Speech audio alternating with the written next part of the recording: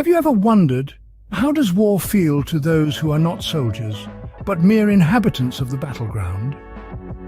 The Afghanistan war was a conflict that spanned decades, but for the Afghani people it was not just a war. It was a fight for survival, a struggle for their homeland. Picture this: a humble shepherd in the rugged landscapes of Afghanistan. His name is Farid, and his life is simple, tending to his livestock and caring for his family.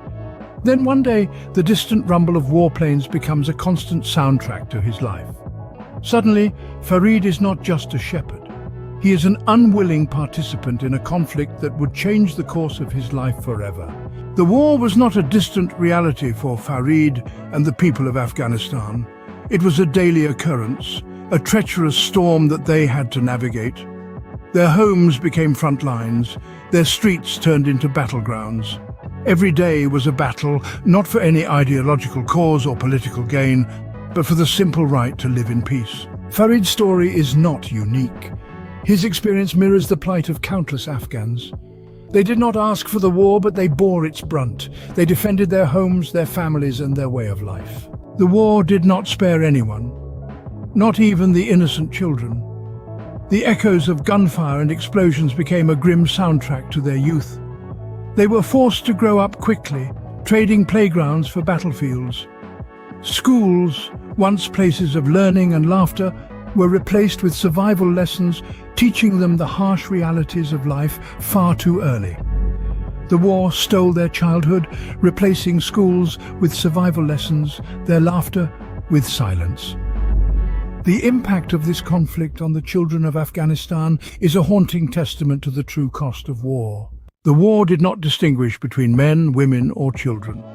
Women too bore the brunt of the war, their lives irrevocably changed. In the face of adversity, they had to step up and take on new roles. They were no longer just mothers, wives, or daughters. They became the backbone of their families, their communities. Their strength and resilience shone through as they navigated through the challenges of war, keeping hope alive while trying to maintain some semblance of normalcy for their children. Their courage and determination became a beacon in the dark, illuminating the path for their families and their homeland. The war made even the most basic necessities a struggle.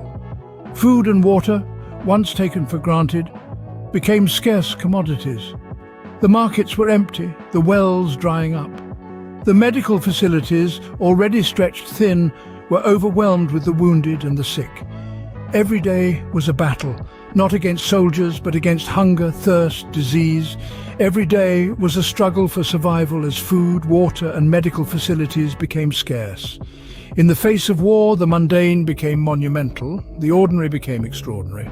The war in Afghanistan was a complex web of political, historical, and cultural factors. But for the Afghani people, it was much simpler. They were defending their country, their home. They stood in the face of adversity, not out of choice, but necessity.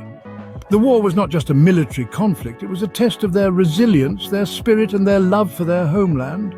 To summarize, the Afghanistan war was not a distant, abstract concept for the Afghani people. It was a harsh reality that they lived every day. They defended their land and their people not because they were soldiers, but because they were Afghans. The war tested their spirit, but it also showcased their resilience. Despite the hardships, they stood tall, defending their homeland with unwavering determination. In the grand scheme of things, the Afghani people's perspective of the war can be summed up in one word: resilience. The war was a struggle, a test of their endurance. But through it all they stood strong, defending their homeland with a spirit that can only be described as uniquely Afghan.